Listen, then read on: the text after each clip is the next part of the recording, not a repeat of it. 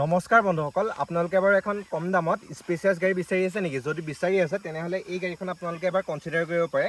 এইখন হৈ গ'ল আপোনাৰ 2014ৰ চেণ্ট্ৰ' আপোনাৰ GL মডেলটো হয়। আমি গোটেই ভিডিঅ'টোত গাড়ীখন ধুনীয়াকৈ দেখাই আছোঁ, আপোনালোকে ভিডিঅ'টো শেষলৈকে চাই থাকিব। Okay, let's go. এইখন চাই লওক বন্ধুসকল, গাড়ীখন কালাৰ ৱাইজ একদম আপোনাৰ ধুনীয়া হৈ আছে, একদম গাড়ী চকচকীয়া হৈ আছে। তাৰপিছত গাড়ীখনৰ হেডলাইটকেইটা চাই লওক। আপোনাৰ এই হেডলাইটটোত অকণ ফগি নিচিনা হৈ যায়, বাকী এইটো হেডলাইটৰ কণ্ডিশ্যন ধুনীয়া হৈছে। বাকী গাড়ী কালাৰ হিচাপত আপোনাৰ বাম্পাৰটো টাচপেইন হৈছে, এইটো চাই লওক। কাৰণ আপোনাৰ 2014 চনৰ গাড়ীত অকণমান টাচপেইন থাকিবই আৰু, নহবা স্ক্ৰেচটো থাকিব, স্ক্ৰেচটো মাৰিব হ'লে টাচপেইন কৰিবলগীয়া হয় আৰু। সেইটো আপোনাৰ গোটেইকেইটা চব গাড়ীতে আপোনাৰ হয়। আৰু এটা বস্তু আছে প্ৰব্লেম, এইডাল আপোনাৰ খোলা নাইকিয়া, এই লকটো অকণ প্ৰব্লেম হৈ আছে। আমি এইটো বনাই দিম গাড়ীখনত। তাৰপৰা এই দৰ্জাবিলাক চাই লওক, এই দৰ্জাবিলাক আপোনাৰ চিল আছে, গোটেইকেইটা দৰ্জাতে আপোনাৰ চিল আছে, এইবিলাক চাই লওক।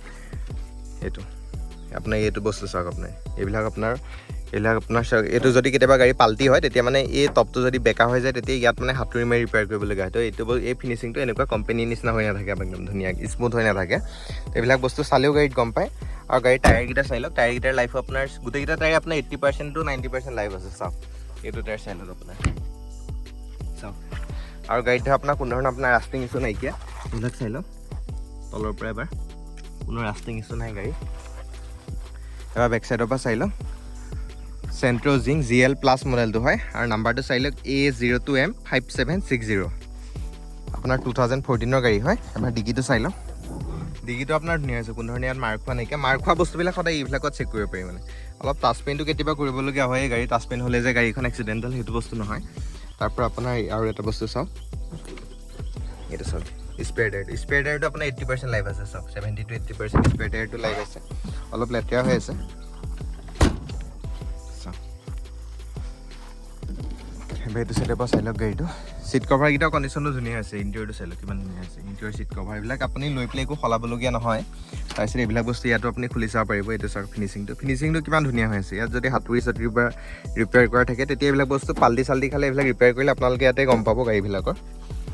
চাই লওক এইটো দৰ্জাটো আপোনাৰ চিল আছে, মানে আপোনাৰ 4টা দৰ্জাতে গাড়ীখন চিল পাই যাব একদম ফুল্লি, একদম আপোনাৰ চিয়'ৰ আৰু এইবিলাক। চাওক আপুনি আহিলে ফিজিকেলি গোটেইবিলাক পিলাৰ আপুনি এবাৰ চেক কৰিব পাৰিব। আৰু সদায় যেতিয়া ছেকেণ্ড হেণ্ড গাড়ী এখন ল'ব এইবিলাক বস্তু সদায় খুলি পেলাই চেক কৰিব, কাৰণ মাৰ্চাৰ খোৱা গাড়ী হ'লে মানে ইয়াতে আপোনাৰ গম পায়। বাকী কেতিয়াবা ধৰক আপোনাৰ বাম্পাৰটো কেতিয়াবা টাচপেইন কৰিবলগীয়া হ'ব পাৰে, সেইটো কোনো ধৰণৰ প্ৰব্লেম নহয়। এবাৰ ইণ্টেৰিয়ৰটো চাই লওক,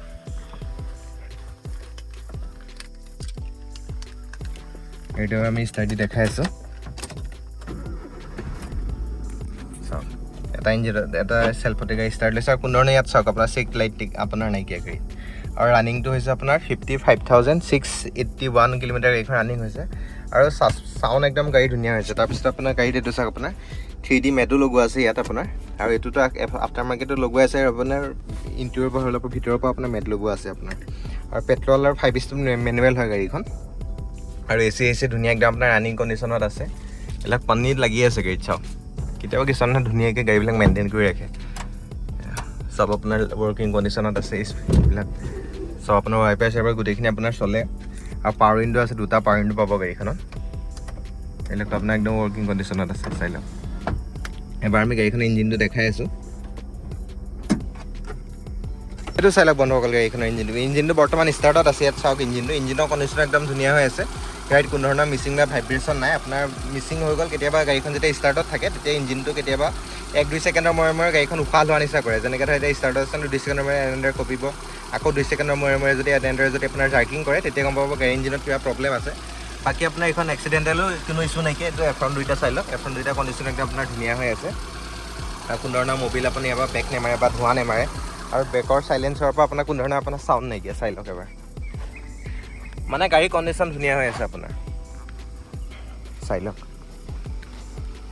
এইটো চাই লওক বন্ধুসকল, বৰ্তমান গাড়ীখন ড্ৰাইভ কৰি আছোঁ। একদম চলাবলৈ গাড়ীখন ইঞ্জিনৰ কণ্ডিশ্যন ফালৰ পৰা ধুনীয়া, একদম গাড়ী স্মুথ হয়। খালি আপোনাৰ এই লেফ্ট চাইডৰ যোনটো চকাটো হয় তাত মানে অকণমান গাড়ীখনত চাউণ্ড আছে। বাকী আপোনাৰ তেনেকুৱা কাম খৰচা বুলিবলৈ নাই, আমি গোটেইখিনি কাম গাড়ীখনত কৰাই দিম। বাকীটো আপুনি চাইছে গাড়ীখনৰ চিট কভাৰ গোটেই গাড়ী একদম কণ্ডিশ্যন ধুনীয়া হৈ আছে।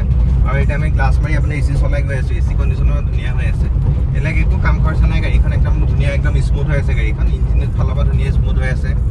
বাকী গাড়ী ধুনীয়া হৈ আছে, গাড়ী চব ফালৰ পৰা। বডিও চাউণ্ডো ধুনীয়া একদম, বডিটো আপোনাৰ তেনেকুৱা ভাইব্ৰেশ্যন নাইকিয়া।